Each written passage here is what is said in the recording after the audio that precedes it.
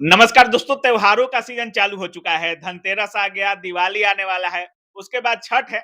लेकिन जब भी कोई एस्पिरेंट, कोई भी बेरोजगार हो या किसी जॉब की तैयारी करता हो और हर चीज कंप्लीट हो गया हो, रिजल्ट नहीं आ रहा हो, तो उससे बड़ी टेंशन उसके लिए कुछ नहीं होता है। उसको न त्योहार दिखता है, न दिवाली दिखती है, न दशहरा, न छठ, उसको कुछ नहीं दिखता है। उसको बस एक ही टेंशन चलता है कि मेरा रिजल्ट कब आएगा, मेरा होगा रिजल्ट या नहीं होगा, या फिर से बेरोजगारी का ठप्पा जो है हमारे कंधे पर लगा रह जाएगा, क्या कुछ होगा।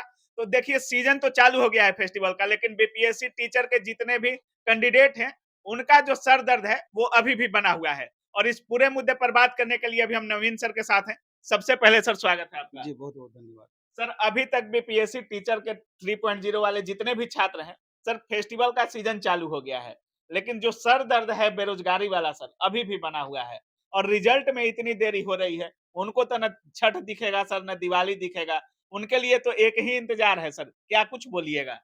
सबसे पहले तो हम यही कहेंगे कि छात्रों की पीड़ा हम्म, ये आयोग कभी नहीं समझ सकती हाँ। है और डेली 25-50 छात्र जो टीआरई 3.0 में रियल में रिजल्ट के हकदार हैं हम्म, उनकी नींद उड़ी हुई है। हम्म, वो बच्चे बोलते हैं कि सर रात भर हम सो नहीं पाते हैं।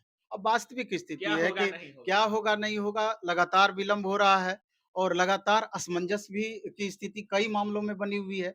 जैसे उदाहरण के तौर पे ये ले लीजिए कि नंबर ऑफ वैकेंसीज भी 87,700 जो दी हम्म, हुई है, क्या इतनी वैकेंसी 100% कायम रहेगी? हम्म, जिस तरीके से आप देखेंगे 1 टू 5, 6 टू 8 में 4,000 वैकेंसी कम करके आयोग के द्वारा बताया गया कि इतनी वैकेंसी कम हो गई है। हम्म, बाद में जब इतने सारे वीडियो बनने लगे, सारा कुछ होने लगा, हो हंगामा होने लगा, तब जाकर के आयोग या शिक्षा विभाग उसको दोबारा से 12 जिला को रिटर्न भेजी कि आप इसका सही से इवैल्यूएशन कीजिए हम्म, और सही आंकड़ा दीजिए। 87,700 वैकेंसी से कम नहीं होनी चाहिए। हम्म, उदाहरण के तौर पे ये खेला तो अभी चल रहा है। हम्म, इसके बाद आप देखेंगे कि अभी भी लगभग हर सब्जेक्ट में 1-2 क्वेश्चन्स का प्रॉब्लम चल रहा है।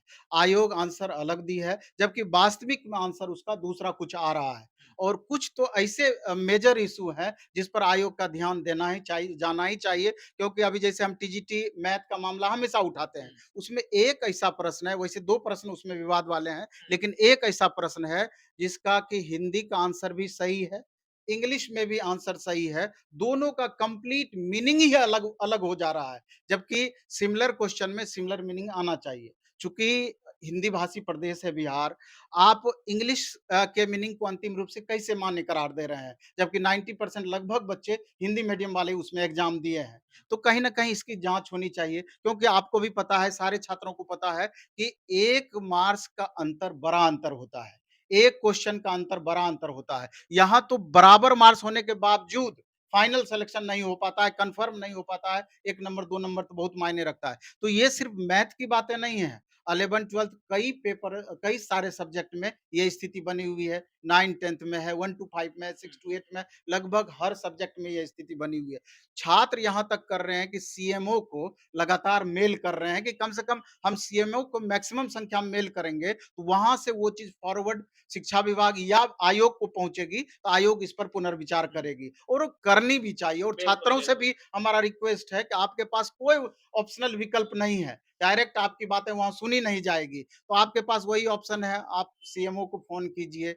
अगर आपका जेन्युइन माँग है, तो हो सकता है कि वहाँ से फॉरवर्ड फिर विभाग को जाए और उस पर हो सकता है बीपीएससी अमल करे। सर, सुनने में आ रहा है 30 तारीख को शिक्षकों को बुलाया गया है बीपीएससी ऑफिस में सर। क्या इन सब मुद्दों पर चर्चा किया जाएगा क्या? मेरी जानकारी में ये नहीं है। हो सकता है कि सेलेक्टिव कोचिंग जो स्पेशल बीपीएससी का तैयारी कराने वाले हों, उनको आया हो, ये मेरे संज्ञान में नहीं है।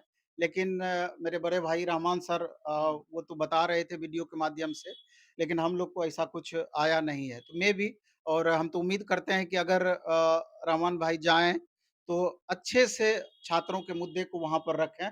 जो वाजिब छात्रों का हक है, वाजिब छात्रों का माँग है, उसमें प्रमुखता से इन बातों को ज़रूर रखें। वन कैंडिडेट वन रिज़ल्ट एक मेजर इश्यू है। हालाँकि हमको बहुत विश्वास इन चीज़ों पर नहीं है कि आयोग इसको इम्प्लीमेंट करेगी, और मानेगी। मानेगी, क्योंकि इतना बड़ा आंदोलन हुआ, इतने छात्र पुलिस की लाठी भी खाए, लेकिन बीपीएससी या शिक्षा विभाग या जो संबंधित अधिकारीगण हैं, उन पर कुछ इसका प्रभाव नहीं पड़ा। सर और सुनने में आ हम रहा है कि आयोग का ये भी कहना है कि जैसे हम 11-12 के लिए अप्लाई करवाते हैं, तो उसके निचले क्रम के एग्जाम के लिए हम कैसे वंचित कर दें? ऐसा तो होता नहीं, नहीं, नहीं, वंचित करने वाली कहाँ बात है।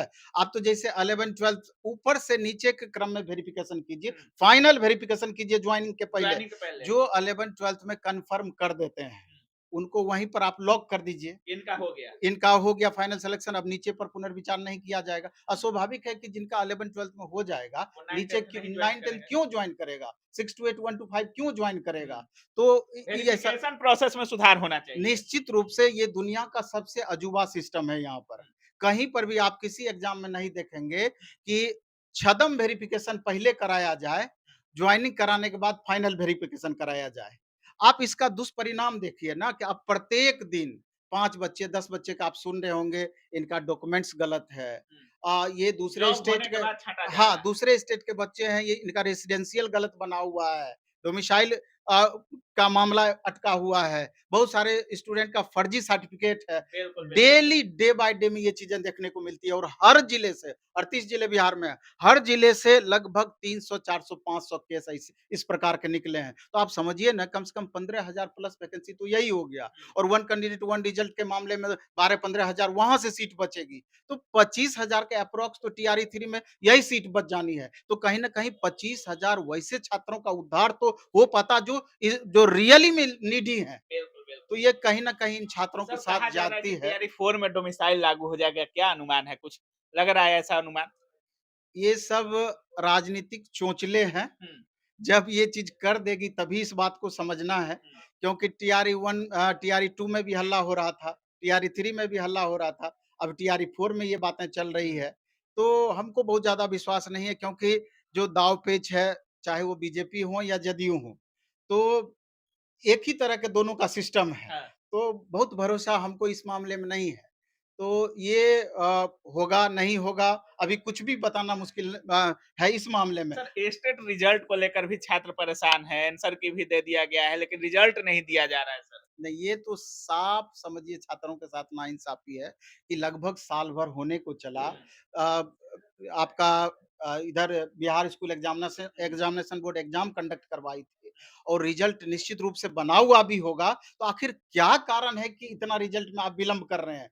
बड़ा-सा सवाल है। हुँ, आखिर आप रिज़ल्ट दे दिए रहते, तो कहीं न कहीं जो छात्र इंतज़ार कर रहे थे रिज़ल्ट का, जिनको टीआरई 4.0 में सीरियसली एग्ज़ाम देना है और साढ़े 5 लाख से ज़्यादा बच्चे हैं, जो कि एग्ज़ाम दिए हैं। हुँ, तो उनका कहीं न कहीं भरोसा इस बात पे हो पाता कि हमको टीआरई 4.0 का एग्ज़ाम दे कर के कहीं न कहीं एक सीट अपना सुनिश्चित बिल्कुल, करने का बिल्कुल। प्रयास करेंगे। इसके बाद अब जो परिस्थितियाँ बनी है, जिस हिसाब से रिज़ल्ट में विलंब हो रहा है टीआरई 3.0 का, अब एक आशा सीटेट वाले बच्चों का भी जगह है कि जिनका दिसंबर में एग्ज़ाम होना है, हुँ, अब उनको भी लग रहा है कि मेरा एग्ज़ाम पकड़ में आ जाएगा। हो सकता है थोड़ा-सा विलंब हो, तो और इन टीआरई छात्रों 4 का थोड़ा लेट हो जाए। हाँ, टीआरई 4 तो लेट होना है, हुँ, कारण आप सीधा-सा समझिए कि अगर 15 नवंबर, 20 नवंबर तक इसका रिज़ल्ट ही दिया हुँ, जाएगा, अगर ऐसा होता है हुँ, तो कम से कम 2 ढाई महीना नेक्स्ट प्रोसेस में लग जाएगा। क्योंकि जॉइनिंग कराया पहले छदम वेरिफ़िकेशन होगा, उसके बाद जॉइनिंग कराया जाएगा, जॉइनिंग कराने के बाद फाइनल वेरिफ़िकेशन होगा, हुँ, फिर हर स्कूल से रिपोर्ट लिया जाएगा कि कहाँ कितने छात्र जॉइन किए, कितने शिक्षक अभ्यर्थी बिल्कुल, जॉइन बिल्कुल। किए,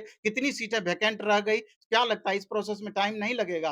2 ढाई महीना मिनिमम लगना है, तो इस हिसाब से देखा जाए तो ये जनवरी लास्ट या फरवरी पहुँच जाएगा। अब कब तक अनुमान है सर रिजल्ट आने का? कहा तो जा रहा है कि 10 से 15 नवंबर के बीच यानी आफ्टर छठ पूजा हुँ, रिजल्ट दे दिया जाएगा। लेकिन जो स्पीड है बीपीएससी का इस मामले में कुछ भी बताना मुश्किल है। अब अच्छा। देखिए कब तक रिजल्ट आपकी आती है। चलिए, तो बीपीएससी जो एग्ज़ाम है टीआरई 3.0 की समाप्त हो गई थी, लेकिन इतने दिनों बाद रिज़ल्ट का अभी तक इंतज़ार कितना सही है और कितना गलत, अभी नवीन सर से आप सुन ही रहे थे।